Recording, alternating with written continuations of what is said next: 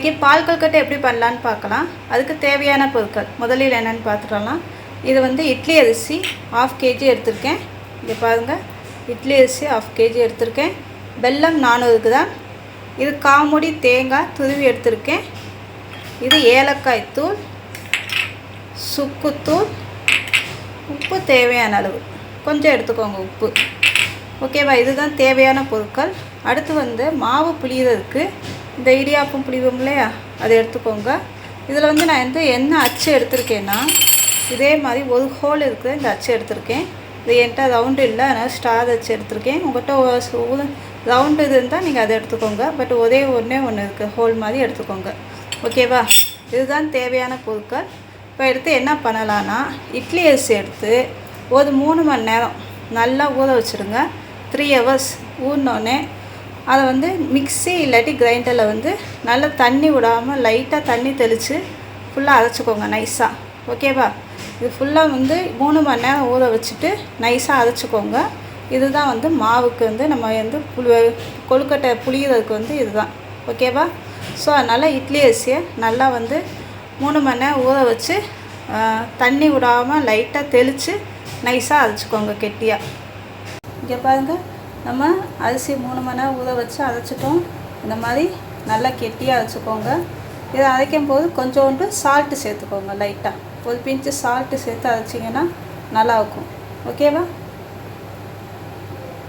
இங்கே பாருங்கள், இப்போ மாவு எடுத்துகிட்டு இப்போ இங்கே இடியாப்பம் வச்சு எடுத்துருக்கேன். ஓகேவா? இந்த இடியாப்பம் புரியுது, இதில் எடுத்துக்கோங்க மாவு.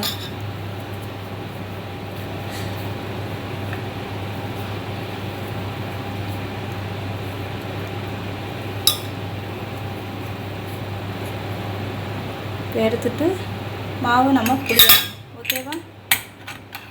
ஈஸியாக முடிஞ்சிடும் வேலை. இப்போ மாவு எடுத்துக்கலாம். இப்போ பாருங்கள், நாங்கள் வந்து தண்ணி கொதிக்க வச்சுருக்கேன். கொஞ்சம் தண்ணி எடுத்துக்கோங்க. ரொம்ப தண்ணி எடுத்திங்கன்னா அப்புறம் பால் கொழுக்கட்டை தண்ணியாக போயிடும். ஓகேவா?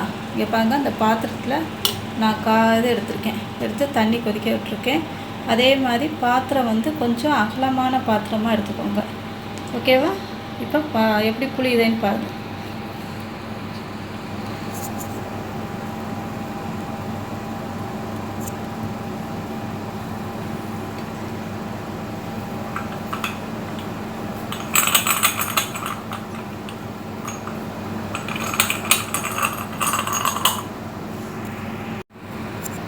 இங்கே பாருங்கள் ஃப்ரெண்ட்ஸ், இப்போ இதில் புளிய வேண்டியதுதான் அப்படியே தண்ணியில்.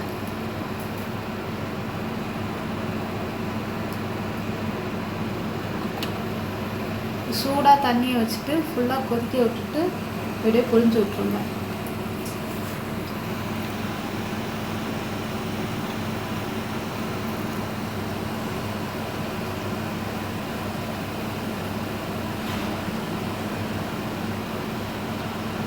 இப்படி புளியும் போது கொஞ்சம் கட் பண்ணி விட்டுக்கோங்க கையிலேயே, ஈஸியாக இருக்கும். தண்ணி கொதிக்க அது வெந்தோடனே மேலே வந்துடும்.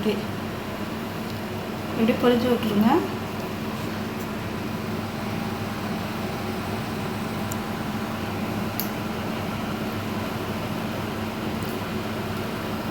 இது உங்களுக்கு வேலை ஈஸியாகிடும். நம்ம ரொம்ப கஷ்டப்பட வேணாம். இப்படியே புளிஞ்சு விட்டிங்கன்னா அது கொஞ்சம் வேக வெந்ததெல்லாம் மேலே வந்துடும். இப்போ நம்ம புளியும் போது மீதி உள்ளதெல்லாம் அடியில் போயிடும். ஒன்றும் பிரச்சனை இல்லை. இங்கே பாருங்கள், புளிஞ்சு விட்டோன்னே இப்படி இருக்கு பாருங்கள், நல்லா வெந்துடும். சூடாக இருக்கும் போதே தண்ணி கொதிக்கும் போதே புளிஞ்சு விடுங்க. புளிஞ்சு விட்டோன்னே அது நல்லா ஈஸியாக வெந்து மேலே வந்துடும். இப்போ உங்களுக்கு எனக்கு ரவுண்டாக தான் வேணும் அப்படின்னீங்கன்னா ஓகே, கொஞ்சோன்னு லாஸ்ட்டாக மாவு எடுத்து இது ரவுண்டாக இது பண்ணி நீங்கள் பிச்சு போட்டுக்கலாம் உள்ள.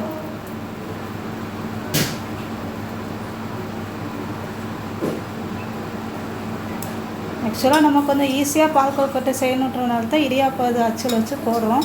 பட் ஆனால் சில பேர்த்துக்கு எனக்கு ரவுண்டாக பால்ஸ் வேணும் அந்த மாதிரி ஆசைப்படுவாங்க. அப்படி இருந்தாலும் ஓகே, இந்த மாவில் நல்லா இது மாதிரி ரவுண்டாக ஆக்கிட்டு நீங்கள் போடலாம்.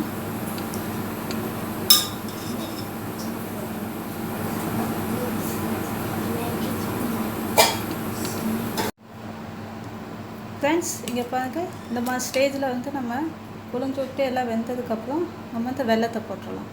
கொஞ்சம் வெல்லம் போடுங்க.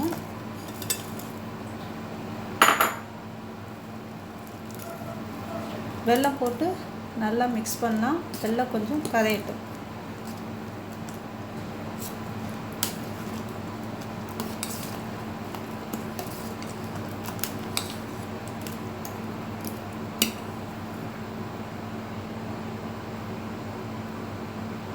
இங்கே பாருங்கள், கொழுக்கட்டை வந்து நம்ம வெல்லம் போட்டோன்னே எப்படி ஆயிடுச்சு. இந்த கன்சிஸ்டன்சி வந்தோடனே நம்ம வந்து தேங்காய் வச்சுருக்கோம் இல்லையா, இந்த தேங்காய் போட்டுருங்க. காமுடி தேங்காய் திருவி எடுத்து வச்சுருக்கேன், அதை போட்டுடலாம். அதை போட்டு நல்லா கிண்டி விட்டுருங்க. கிண்டினதுக்கப்புறம் சுக்குத்தூள்,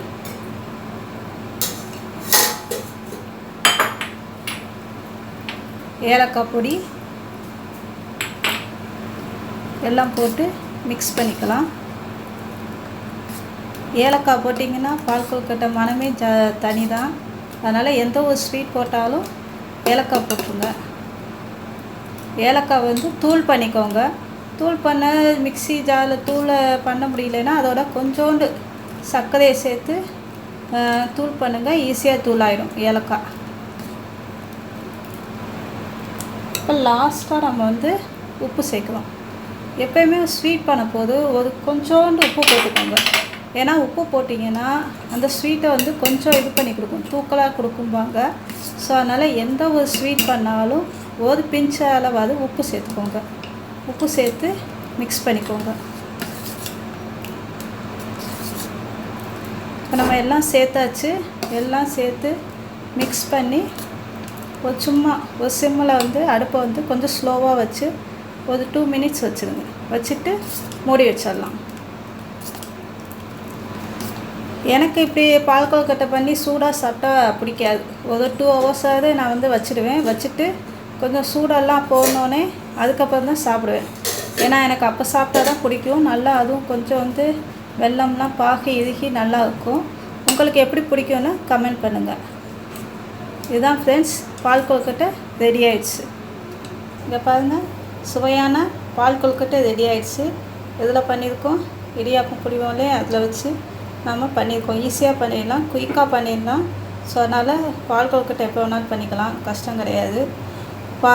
இந்த பால் கொழுக்கட்டை செஞ்சு பாருங்கள். பிடிச்சிருந்தா நம்ம சேனலை ஷேர் பண்ணுங்கள், லைக் பண்ணுங்கள் அண்ட் சப்ஸ்கிரைப் பண்ணுங்கள். தேங்க்யூ.